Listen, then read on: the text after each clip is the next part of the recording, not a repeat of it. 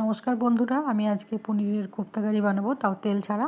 এখানে দেখো আমি কিছুটা গোটা গরম মশলা নিয়েছি আর পেঁয়াজ, রসুন, আদা, টমেটো কেটে নিয়েছি। এগুলো জলের মধ্যে সেদ্ধ করতে দিলাম আর তার মধ্যে গোটা গরম মশলাটা দিয়ে দিলাম। আর এখানে আমি পনিরের কোপ্তা বানিয়ে নিয়েছি।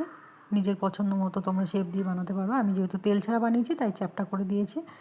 আর এদিকে তেজপাতাটা আর টমেটোর খোসাগুলোকে তুলে ফেলতে হবে।